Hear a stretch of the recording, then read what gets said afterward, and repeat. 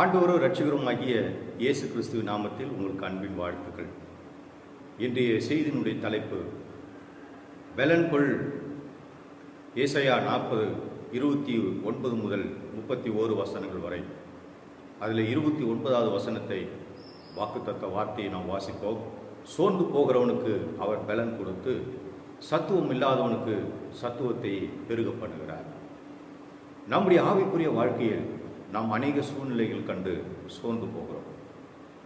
ஆனால் நாம் தொடர்ந்து ஆண்டவருக்காக வாழவும் ஓடவும் உழைக்கவும் பலன் தருகிறவர் பரிசுத்த ஆவியானவர் தான். ஆகவே ஆண்டவர் நமக்கு பலன் தந்து நம்மை வழிநடத்தக்கூடிய கர்த்தராக இருக்கிறார். ஒரு ஆவிக்குரிய பலன் நமக்கு வேண்டும். நம்முடைய சரீர பலனோ அல்லது நம்முடைய சொந்த முயற்சினாலோ நாம் இந்த உலகத்தை ஜெயிக்க முடியாது. முதலாவது பார்க்குறோம் சோர்வு, ஃபெயிண்ட் அண்ட் டிஸ்கரேஜ்மெண்ட். எப்பொழுதெல்லாம் நாம் சோர்வடைகிறோம்? நாம் எதிர்மறையான காரியங்களை நாம் சந்திக்கும் போது சோர்வடைகிறோம். உதாரணமாக தோல்வி, நஷ்டம், கண்ணீர், கவலை, பலவீனம், தனிமை, குறைவுகள், வியாதி, இந்த மாதிரியான சூழ்நிலைகள்லாம் நமக்கு சோர்வு வருகிறது. தேவன் நம்முடைய ஜெபத்தை கேட்கவில்லை, கர்த்தர் என்னை மறந்தார், கர்த்தர் என்னை கைவிட்டார் என்றெல்லாம் அநேக நேரங்களில் சோர்ந்து போகிறோம். இந்த சோர்விலிருந்து நம்மை தூக்கி எடுக்கிறவர் பரிசுத்த ஆவியானவர். நாம் கர்த்தருக்கு காத்திருக்கும் பொழுது, நாம் ஜெபிக்கும் பொழுது ஆண்டவர் நமக்கு விசேஷமான ஆவிக்குரிய பலனை நமக்குள்ள தந்து எதிர்மறையான சூழ்நிலைகளை ஜெயிக்கவும், நாம் கர்த்தருக்காக தொடர்ந்து ஓடவும், ஆண்டவர் நாமத்தை நாம் மகிமைப்படுத்துவோம், தேவ ராஜ்யத்தை இந்த பூமியில கட்டி எழுப்புவோம், அவருக்கு சாட்சியாக வாழவும் ஆண்டவர் நமக்கு புது பலனை கொடுக்கிறேன் என்று வாக்கு பண்ணுகிறார். அருமையானவர்களே, ஒவ்வொரு நாளும் நமக்கு வேண்டிய புது பலனை கர்த்தர் தருகிறேன் என்று வாக்கு தருகிறவர் வாக்கு பண்ணியிருக்கிறார். உதாரணத்துக்கு 1 ராஜாக்களின் புத்தகம் 18வது அதிகாரம் 18ஆம் வசனம் முதல் 46 உள்ள வசனங்களை நாம் வாசிக்கும் பொழுது எலியா தீர்க்கதரிசியை குறித்து அங்கே எழுதப்பட்டிருக்கிறது. எலியா தீர்க்கதரிசி மிக வல்லமையான தீர்க்கதரிசி, அருமையாக ஜெபிக்கக்கூடிய ஒரு தேவ மனிதர், ஆண்டவரோடு நெருங்கி வாழ்ந்தவர், ஆண்டவருடைய வார்த்தையை ஜனங்களுக்கு அறிவித்தவர். இப்பொழுது ஆண்டவருடைய வார்த்தை அவருக்கு வருகிறது. அந்த வார்த்தையை வைத்து அவர் ஜெபம் பண்ணுகிறார். கருத்தாய் ஜெபி, நம்மை போல அவர் பாடுள்ள மனுஷனாக இருந்தும் அவர் நன்றாக கருத்தாய் ஜெபம் பண்ணினார். 3 வருடங்கள் 6 மாதங்கள் மழை பெய்யாதபடி அவர் ஜெபம் பண்ணினார். அதே போல 3 வருடம் 6 மாதங்கள் மழை பெய்யவில்லை. மிகுந்த வறட்சி, இஸ்ரவேல் தேசம் முழுவதிலும் வறட்சி, எங்கு பார்த்தாலும் பசி, பட்னிகள், ஆடு மாடு மிருகங்களுக்கெல்லாம் தண்ணீர் கிடையாமல் மரித்து போனது. 3 வருடம் 6 மாதம் பொறுத்து மீண்டுமாக எலியா தீர்க்கதரிசி இந்த இஸ்ரவேல் தேசத்துக்கு வருகிறார். அப்பொழுது அந்த நாட்டை ஆண்டு கொண்டிருந்தவர்கள் இந்த ஆகாப் ராஜாவுடைய மனைவிதான் யேசபேல். இவர்கள் கர்த்தருக்கு விரோதமான பாவங்களை செய்தார்கள், ஜனங்களை அந்த பாவத்துக்குள் நடத்தினார்கள். ஆகவே இப்போது எலியா திரும்ப வந்து கர்த்தரே தெய்வம் என்று நாம் நிரூபித்தால் இந்த ஆகாப் ராஜாவும் அவனுடைய மனைவியும் இந்த தேசமும் மனம் திரும்பும் என்று அவர் விசுவாசத்தோடு வந்தார், எதிர்பார்ப்போடு வந்தார். ஆனால் நடந்தது என்ன? அவர் கர்த்தரே தெய்வம் என்று வானத்திலிருந்து அக்கினியை இறக்கி அவர் நிரூபித்தாலும் அவர்கள், அந்த ஆகாப் ராஜாவும் இந்த யேசபேலும் எலியா தீர்க்கதரிசி விரோதமாகவே அவர்கள் செயல்பட்டார்கள். கண்கூடாக கர்த்தருடைய வல்லமையை, மகிமையை அவர்கள் கண்டார்கள். ஆனாலும் அவர்கள் அதை ஏற்றுக்கொள்ளவில்லை. தேசத்திலே மழை வந்தது, தேசம் செழிப்படைந்தது. இதற்கு காரணமான கர்த்தரையும் அவருடைய ஊழியக்காரரையும் அவர்கள் கொலை செய்ய தேடினார்கள். இதை கேள்விப்பட்ட எலியா சோர்ந்து போனார். இவ்வளவு பாடுபட்டு இந்த ஊழியத்தை செய்தேனே, இந்த மக்களுக்கு கர்த்தருடைய வார்த்தையை நான் கொண்டு வந்தேனே, வல்லமையை கொண்டு வந்தேனே, இவர்கள் விசுவாசிக்கவில்லையே என்று சொல்லி சோர்ந்து போனார். ஆண்டவரே, இந்த ஊழியத்தில் நான் தோற்று போனேன் என்று சொல்லி எதிராய் வந்த சூழ்நிலை கண்டு அவர் அஞ்சி தான் மரித்து போக வேண்டும் என்று ஒரு சூறை செடியின் கீழ் போய் படுத்துக் கொண்டார்.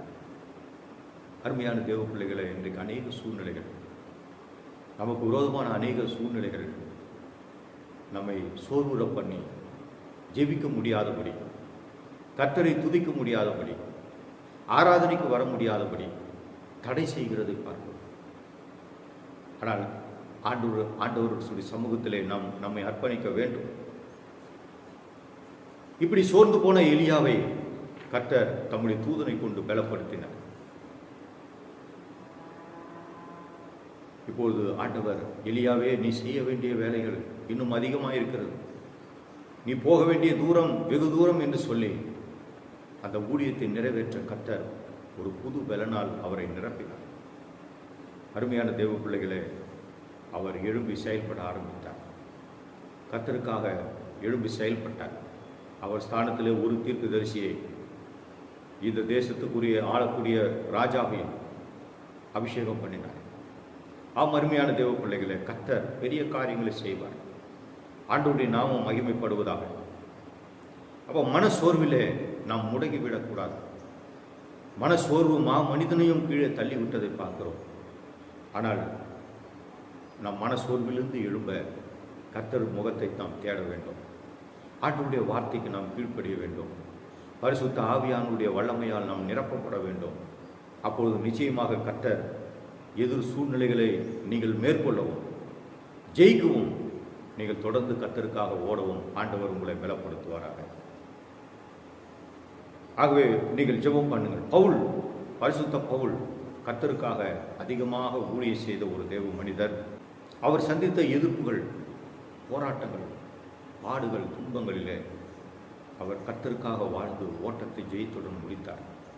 2 கொரிந்தியர் 4:8-9 வாசிக்கும் பொழுது, நாங்கள் எப்பக்கத்திலும் நெருக்கப்பட்டும் ஒடுங்கி போகிறதில்லை, கலக்கம் அடைந்தும் மனம் முடிவடைகிறதில்லை, துன்பப்படுத்தப்பட்டும் கைவிடப்படுகிறதில்லை, கீழே தள்ளப்பட்டும் மடிந்து போகிறதில்லை என்று விசுவாச அறிக்கை சொல்கிறார். ஆம், கர்த்தர் எங்களை பலப்படுத்துகிற ஆண்டவராக இருக்கிறார். அவருக்கு ஊழியம் செய்ய கர்த்தர் பலப்படுத்த வல்லவராக இருக்கிறார். பிலிப்பியர் நிருபம் 4:13 அவர் சொல்கிறார், என்னை பலப்படுத்துகிற கிறிஸ்து இயேசுவினாலே எல்லாவற்றையும் செய்ய எனக்கு பலன் உண்டு என்று. ஆம், அருமையானவர்களே, அநேக சூழ்நிலைகளை கண்டு நீங்கள் கலங்கி போயிருக்கலாம், பயந்து போயிருக்கலாம், சோர்ந்து போயிருக்கலாம். ஆனால் இன்றைக்கு ஆண்டவர் உங்களை பலப்படுத்துகிறார். உங்களுக்கு அர்ப்பணியுங்கள். உங்களை வேலை செய்ய கர்த்தர் பலப்படுத்துகிறார். நீங்கள் படிப்பதற்கு உங்களை பலப்படுத்துகிறார். கர்த்தருக்கு சாட்சியாக வாழ உங்களை பலப்படுத்துகிறார். நீங்கள் தொடர்ந்து ஆவிக்குரிய வாழ்க்கையில் வளர்வதற்கு, முதிர்ச்சி அடைவதற்கு உங்களை கர்த்தர் பலப்படுத்துகிறார். சாத்தானை எதிர்கொள்ளவும், இந்த உலகத்தை எதிர்கொள்ளவும் கர்த்தர் உங்களை பலப்படுத்துகிறார். ஆகவே நீங்கள் பரிசுத்த ஆவியானுடைய வல்லமையை நீங்கள் பெற்றுக்கொள்ளுங்கள். ஆண்டவர் நிச்சயம் புது பலனால் உங்களை நிரப்பி அவர் ஆசீர்வதிக்க பயன்படுத்த வல்லவராக இருக்கிறார். சத்துவம் இல்லை, நோ மைட். சத்துவம் என்பது நமக்கு விரோதமாக எதிர்த்து வருகிற எதிரிகளை எதிர்கொள்ள வேண்டிய போதுமான பலன். அதை தான் நாம் சத்துவம் என்று சொல்லுகிறோம். ஆகவே இப்போது சத்துவம் இல்லை. எதிர்த்து நிற்கக்கூடிய வலிமையோ, எதிர்த்து நிற்கக்கூடிய பலனோ, வல்லமையோ இல்லாத, ஆற்றல் இல்லாத ஒரு நிலைமை தான் சத்துவம் இல்லாத ஒரு நிலைமை. பாருங்கள், இப்போது போர் வீரர்கள் 20,000 போர் வீரர்கள் வருகிறார்கள் என்றால் அவர்களை எதிர்கொள்ள வெறும் 300 பேர் இருப்பார்களானால் சத்துவம் இல்லை, எதிர்கொள்ள முடியாது. ஆனால் கர்த்தர் நம்மோடு கூட இருந்தார். கர்த்தர் நம்மோடு கூட இருந்தார். நிச்சயமாக ஜெயத்தை கொடுக்க அவர் வல்லவராக இருக்கிறார். 6:11 நீங்கள் பிசாசின் தந்திரங்களோடு எதிர்த்து நிற்க திராணி உள்ளவர்கள் ஆகும்படி தேவனுடைய சர்வாயுத வர்க்கத்தையும் தரித்து கொள்ளுங்கள். ரட்சிப்பு, நீதி, விசுவாசம், சத்தியம், ஆயத்தம், ஆவிக்குரிய பட்டயமாகிய வேத வசனம், இவைகளோடு கூட நாம் இந்த உலகத்தையும் பிசாசையும் பாவத்தையும் எதிர்த்து நிற்க வேண்டும் என்று ஆண்டவருடைய வார்த்தை சொல்கிறது. நாம் திராணி உள்ளவர்களாக மாற வேண்டும். யாக்கோபு 4:7 வாசிக்கிறோம், பிசாசுக்கு எதிர்த்து நில்லுங்கள், அப்பொழுது அவன் உங்களை விட்டு ஓடி போவான். ஆம், அருமையானவர்களே, கர்த்தர் நமக்கு எதிர்த்து நிற்கக்கூடிய சத்துவத்தை, ஆண்டவர் தந்து பலப்படுத்துகிற கர்த்தராக இருக்கிறார். 1 பேதுரு 5:9 வாசிக்கிறோம், விசுவாசத்தில் உறுதியாக இருந்து பிசாசுக்கு எதிர்த்து நில்லுங்கள் என்று ஆண்டவருடைய வார்த்தை சொல்லுகிறது. ஆகவே விசுவாசத்தில் உறுதியாக இருந்து நாம் சத்துருவை எதிர்த்துக்கொள்ள ஆண்டவர் நமக்கு சத்துவத்தை தருகிறார். 1 கொரிந்தியர் 6:18 வாசிக்கிறோம், வேசித்தனத்துக்கு விலகி ஓடுங்கள். 1 கொரிந்தியர் 10:14 வாசிக்கிறோம், விக்கிரக ஆராதனைக்கு விலகி ஓடுங்கள். விலகி ஓடுவது என்று சொல்லும் பொழுது நாம் தோற்று ஓடுவது அல்ல, அதை வெறுத்து எதிர்த்து நாம் ஓடுகிறோம். இதற்கு நமக்கு தேவனுடைய சத்துவம் தேவை. ஆகவே இந்த சத்துவத்தை அளிப்பது பரிசுத்த ஆவியானவர். தேவன் அருவருக்கிற பாவத்தையும் விக்கிரக ஆராதனையும் நாம் அதற்கு எதிரடியாக நாம் செயல்பட்டு அதை வெறுத்து நாம் எதிர்த்து ஓட வேண்டும். தானியேலை எடுத்துக்கொள்ளும் பொழுது அவர் விக்கிரகங்களுக்கு படைக்கப்பட்ட ராஜாவின் போஜனத்தினால் தன்னை தீட்டுப்படுத்தாதபடிக்கு அவர் தீர்மானம் எடுத்தார்கள். ஆகவே அப்படிப்பட்ட ஒரு தீர்மானம், விலகி ஓடுகிற ஒரு தீர்மானம். 3வது பார்க்கிறோம், புது பலன், நியூ ஸ்ட்ரென்த். 31வது வசனம், கர்த்தருக்கு காத்திருக்கிறோர்களோ புது பலனை அடைந்து கழுகுகளைப் போல செட்டைகளை அடித்து எழும்புவார்கள். அவர்கள் ஓடினாலும் இளைப்படையார்கள், நடந்தாலும் சோர்வடையார்கள். துணிச்சல் உள்ள இளைஞர்கள் கூட இடறி போவார்கள், இளைப்படைந்து சோர்ந்து போவார்கள். வலிமையான வாலிபர்களும் இடறி விழுவார்கள், தோற்று போவார்கள். அதற்கு காரணம், இவர்கள் தங்கள் சுய பலத்தை மாத்திரம் நம்பி இருக்கிறார்கள். ஆனால் கர்த்தருக்கு காத்திருந்து புது பலனை பெறுகிறவர்களோ அவர்கள் கழுகுகளைப் போல உயர எழும்புவார்கள். ஆம் அருமையானவர்களே, ஆவிக்குரிய வாழ்க்கையிலே கர்த்தர் உங்களை உயர எழும்ப பண்ணுகிறார். கர்த்தருக்கு காத்திருக்கிறவர்கள் பரிசுத்த ஆவினால் பலனடைந்து அவர்கள் எழுப்புவார்கள், கர்த்தருக்காக ஓடுவார்கள், கர்த்தருடைய சித்தத்தை செய்வார்கள், கர்த்தருடைய வார்த்தைக்கு கீழ்ப்படிவார்கள். கழுகு ஆபத்து அணுகாத மிக உயரமான இடத்துல போய் அது வாசம் பண்ணுமா. அதுபோல ஆவிக்குரிய வாழ்க்கையில வெற்றியின் உச்சத்துக்கு நம்மை ஆவியானவர் கொண்டு செல்கிறார்.